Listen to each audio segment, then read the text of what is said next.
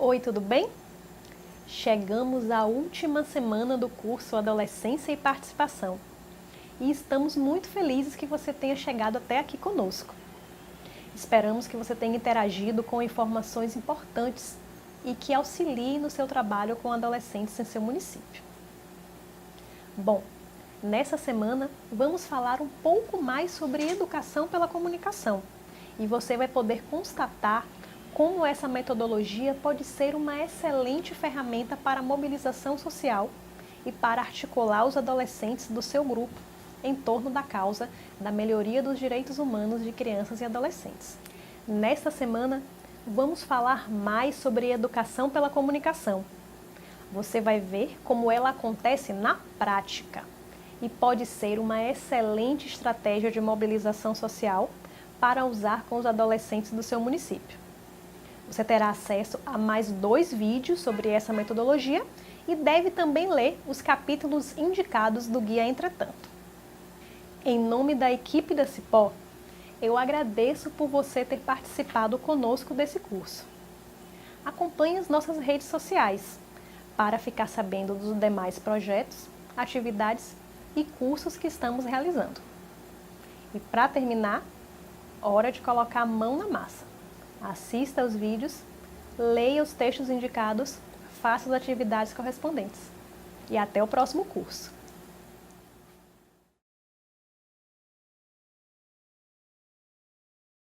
Você vai ver que esse é o módulo em que a gente tem mais participação de professores no módulo de texto que já está disponível para você na área de alunos. Essa participação maior dos professores aconteceu porque é nesse momento, nesse módulo, que a gente compartilha com vocês as nossas sugestões sobre como organizar um projeto de educação pela comunicação na escola. O primeiro passo é o planejamento.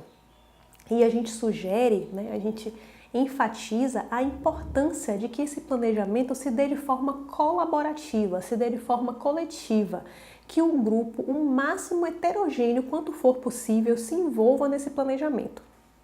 Com isso, a gente quer encorajar vocês a não limitar o planejamento aos gestores ou aos educadores, fazer aquele planejamento ali só com os adultos e deixar de fora as crianças, os adolescentes, os jovens, os funcionários da instituição, as famílias, enfim, todas as demais pessoas que compõem essa comunidade, que também vão se beneficiar da produção dessa peça de comunicação.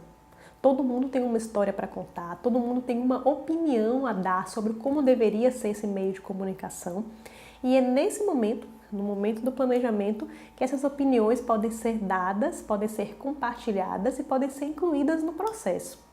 Claro, isso é muito difícil, porque quanto mais heterogêneo o grupo, mais opiniões diversas teremos. Então é preciso ter muita paciência para mediar os potenciais conflitos que venham a aparecer.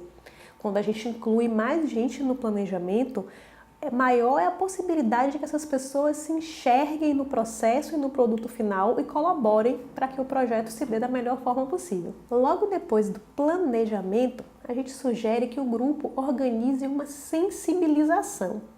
É importante que seja realmente logo depois, porque quando a gente planeja, a gente fica animado. Então, aproveitar esse pique, que o planejamento, essa energia que o momento de planejamento cria, para sensibilizar as demais instâncias da escola ou da instituição educacional em que vocês atuam para participar do processo. O que seria sensibilização? Seria a criação de uma forma lúdica, de uma forma criativa, inventiva, de compartilhar com os demais estudantes, com os demais professores, com as famílias, com a comunidade, que a escola tem a intenção de criar uma peça de comunicação.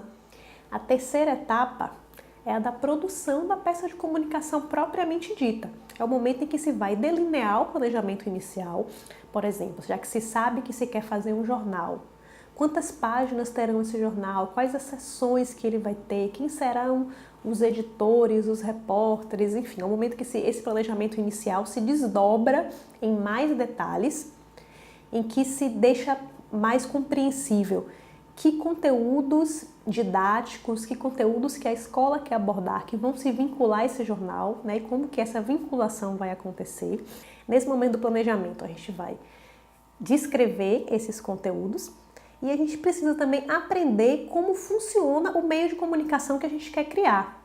A internet está rica, né, em tutoriais, em explicações de como funcionam esses meios de comunicação.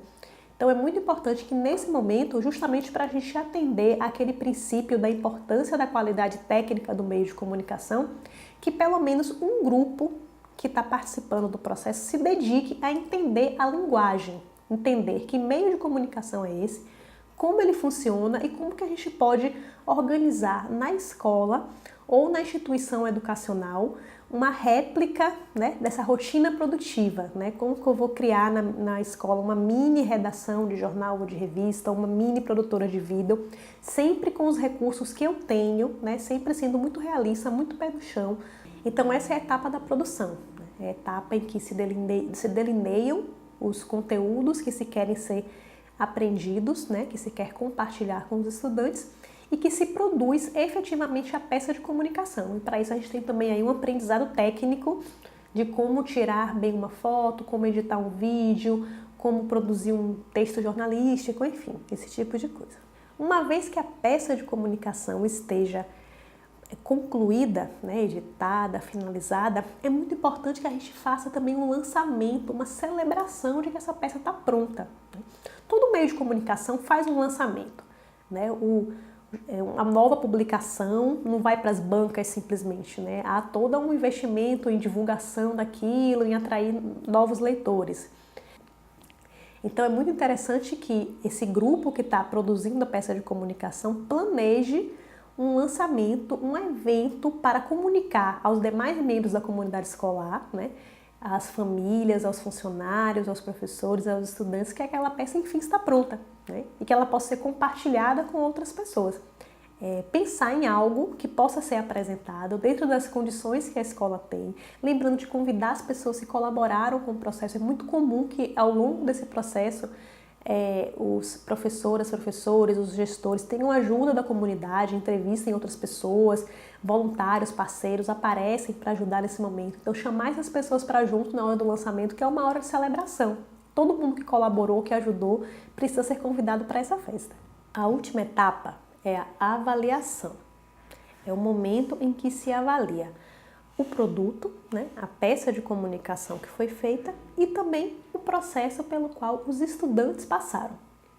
Quando a gente avalia o produto, a gente vai ser muito criterioso, mas ao mesmo tempo muito tranquilo. Não é uma questão de dizer se o produto está bom ou se está ruim, mas é de identificar em que pontos uma segunda edição desse produto, por exemplo, a segunda edição do jornal, o próximo programa de rádio, os próximos cartazes que serão produzidos, em que pontos esses produtos podem melhorar. Não se trata de procurar culpados, de apontar o dedo, quem fez errado, quem fez certo. É uma avaliação técnica de como ficou e como pode melhorar numa segunda oportunidade, numa segunda edição dessa peça de comunicação. A avaliação dos estudantes diz respeito ao processo pelo qual eles passaram. O ideal é que essa avaliação se dê ao longo do processo, não seja uma avaliação de final de processo com uma prova ou nada parecido, né? O ideal é que a pessoa que está organizando o processo, o educador, o professor, vá aos poucos pontuando para o estudante como que ele está aprendendo, como que ele está enxergando o aprendizado, a melhoria desse estudante, que outros pontos ele pode se aperfeiçoar, tanto do ponto de vista do aprendizado, dos conteúdos, quanto do ponto de vista do relacionamento com os demais colegas. É muito interessante também que o estudante possa participar desse processo, que ele seja convidado a se avaliar como ele estava, como ele se enxergava no início e como ele se enxergava no fim. O ideal é que essa avaliação final seja alinhada, faça sentido com o processo de produção de uma peça de comunicação que esse estudante viveu. Ainda que o professor, por qualquer motivo, eleja fazer uma avaliação, também fazer uma avaliação no final do processo, que isso não seja uma coisa completamente descolada do projeto educomunicativo que foi realizado, porque fica uma coisa aparentemente sem sentido, né? O interessante é que do processo derive uma avaliação. Bom, esse é um resumo do que vocês encontram no texto do módulo que já está disponível para vocês. Lá no texto você vai ver, como eu já falei, muitos depoimentos de professoras e professores contando como eles fizeram essas coisas na sala de aula, exemplos de planejamento de escolas, como as escolas organizaram seu tempo para produzir peças de comunicação, o que é uma referência bastante interessante para quem estiver pensando em fazer algo parecido na sua escola, na sua instituição, e um pouco mais sobre como esse passo a passo se desdobra. Agora é a sua vez, hora de ler o texto dessa semana e de compartilhar com os colegas do nosso grupo tudo o que você imaginou, suas ideias, suas dúvidas, sugestões sobre esse processo.